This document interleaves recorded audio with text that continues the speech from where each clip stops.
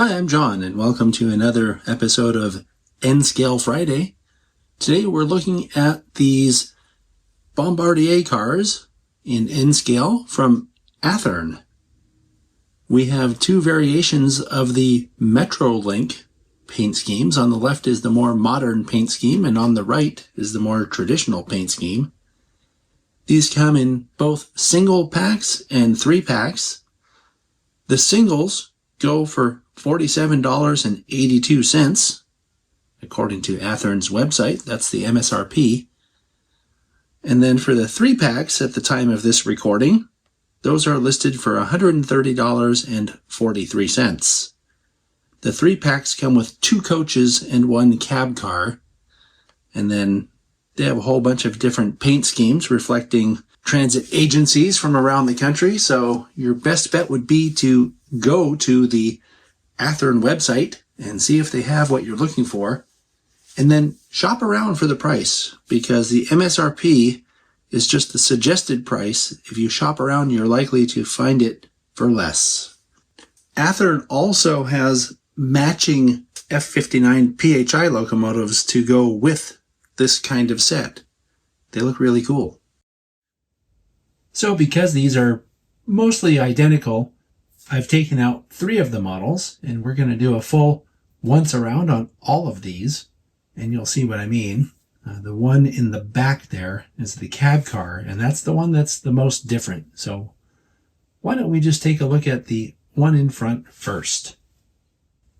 The paint and markings on these models is really good, and it looks just like the real Metrolink cars. I've seen these things in person. The little Metrolink logo here is very crisp, and the bigger one on the right side is even better over here. And then it has the road number here. It's 199. Something else I'm really struck by is how good the no smoking and handicap placards around the entrance look. I mean, they're so small, but you can actually see them if you put on a magnifying visor. Contrast the white, older version of the paint scheme with this newer gray and bluish looking sort of streamlined effect. Actually, it kind of looks like a blue mustache, doesn't it? But anyway, it's the same kind of Bombardier car. It's just a newer paint scheme. And in this case, it's also really good paint and markings. So this kind of passenger car doesn't really have an A and B end as such, but I do want to show you the detail, at least on one of the ends, just to show you how good it looks. Something that's really striking to me is that the grab here looks like a separately applied piece, and in N-Scale, that's really small. The gray one has it too, but it's just harder to see. Those look like super tiny wire grabs. Here's a look at the other sides of both cars. I wanted to show you the tops of the cars just to show you the detail that they have showing from this little paint treatment. Looks like little hatches up there. And then you can also see that they have the road numbers on the cars printed on the top. Here's the bottom of the newer paint scheme gray car. And here's the bottom of the older paint scheme white car. I will use this opportunity to point out that it has metal wheels, and these are actually truck-mounted couplers. Okay, staying true to form, I've pulled the switcheroo, and we're going to look at the cab car in the reverse order that we looked at the coaches. So here's the bottom. Again, it has truck-mounted couplers. And, there's not a whole lot of detail on the bottom of these. I'm just noticing some molded stuff down here. Here's the top detail. And as you can see, it's the same as on the coaches, except over here on the cab end, you'll notice some additional stuff. There's a horn casting and a bell casting as well. And here's the side detail on the cab car. It's almost identical to the side detail on the regular coach car.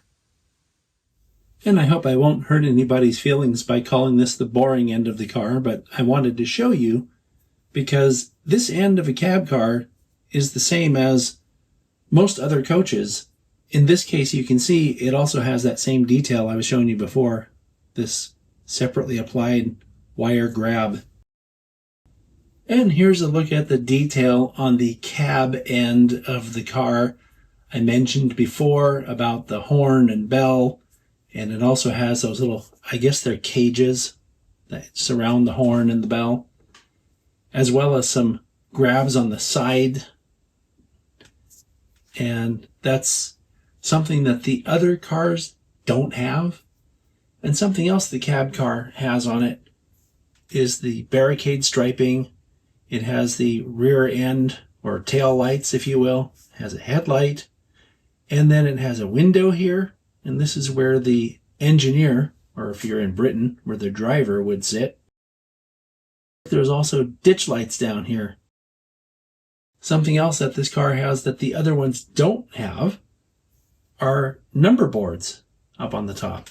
So there's quite a few differences when you're looking at a cab car as opposed to a regular coach.